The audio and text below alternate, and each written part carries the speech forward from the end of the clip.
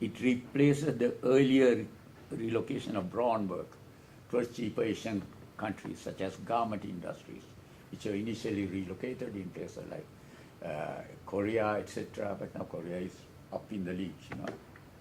There is a new relocation of brain power and a shift in science and technology and academia towards the Asian cultural region. So that's what we should think, how we should enter this new world. Thousands of Asians today man natural science research facilities in the West. If you go to any leading Western university, you'll see a lot of Chinese and South Asian faces, and there is a lot of hand-wringing about that, you know, Native Americans are not participating enough. A considerable proportion of scientific personnel in Silicon Valley, this is an IT place. Silicon Valley was the original hometown of IT. Now my figures are a bit old, about 10 years, but more than 30%, I think it's still, now it's much more. The initial breeding ground of information technology were Asians, either South Asians or Chinese or less Japanese, because Japanese have a reluctance to work abroad, Taiwanese, Koreans. We know that software production has become a growth point in India, paralleling the growth of computer hardware in Southeast and East Asia. All these things that you see here are either manufactured in Taiwan, or if you are buying an Apple, is manufactured in China. Biotechnology is following fast, especially in places like Hyderabad. Sri Lanka has missed the bus. This shift of science and technology to Asia is occurring amidst a shift in less measurable cultural spheres. The earlier hegemonic blanket of Eurocentrism is being lifted. Thus, some of the best novelists in English, the primary carrier of globalization, are today Asians. If you go to an Indian university, the medium of instruction, including in humanities and social sciences, is English, unlike in Sri Lanka, as our Hamdru would know. I give, I think, your keynote address tomorrow at your convocation, and I mentioned how backward our humanities and social sciences are because lack of exposure. And how the Hamdru being exposed to English language is very well versed in English. Now, designers from Hong Kong, Japan, and now Malaysians set Western clothing fashions. And the Philippines is the capital of the cartoon film world. I think it has been overtaken now by some other country, again in Asia.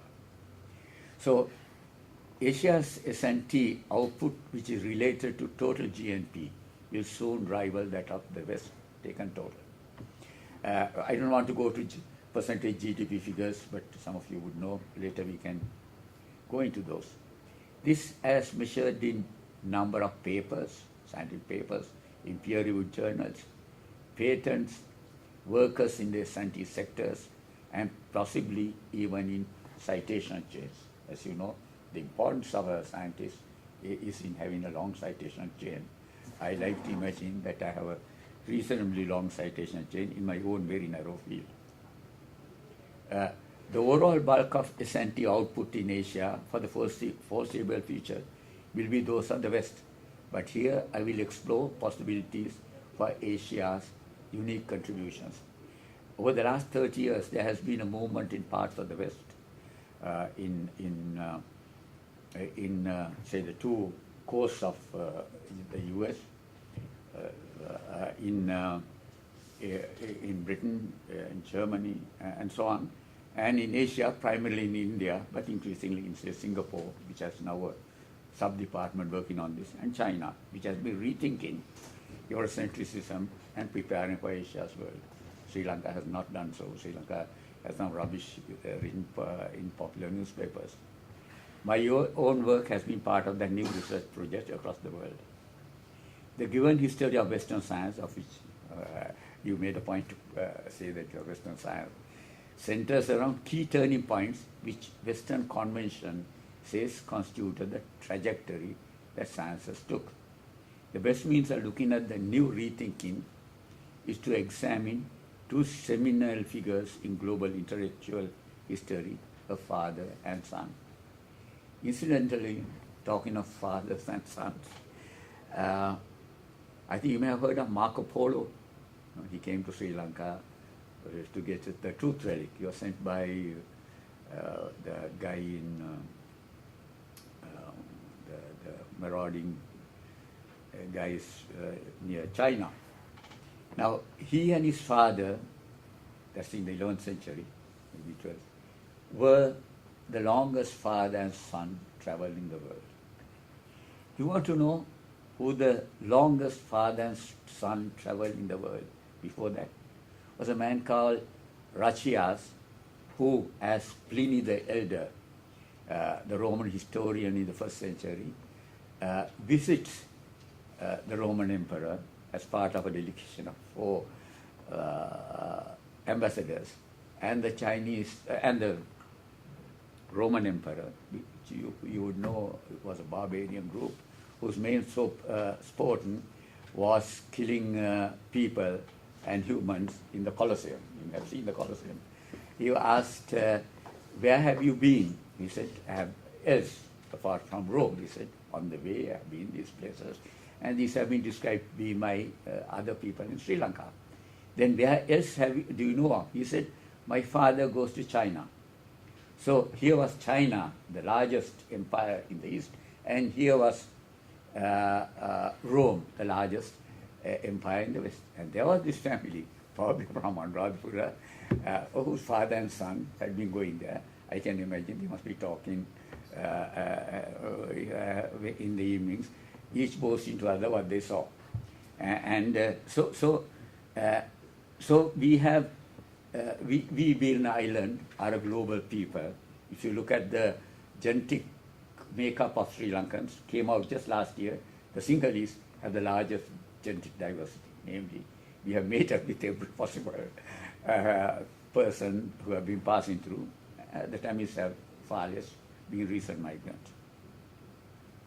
So the many, if you look at history of science, the many non-European roots of Greek civilization highlighted by Martin Bernal, transferred to the history of science, or alter considerably the well-known Eurocentric trajectory for science developed by his father, J.D. Bernal. J.D. Bernal did his work essentially in the late 1930s, but published his key book in 1950s, which had a major impact on looking at science. And it was essentially a Eurocentric view that Greek did the thing, and there were some odd things happening elsewhere. Now, Martin Bernal argues that the current concept of Greece as a fountainhead of science was socially constructed in the 19th centuries, specifically, he says, in the 1820s, for the European imperialist project. And he shows that how other strands came into develop what was called Greek thought, and that there were other thought elsewhere. So we are going to look at other thought. Now, the growth of Western science has accompanying it a set of assumed unique events in science, a set of unique changes in the attitude to the external world, and a train of unique social changes accompanying these changes in Western science. On close examination of the historical record, now coming up all over the world, this is extremely questionable. But some of the interesting work is actually coming from Europe and America. Now, let's look at a few examples.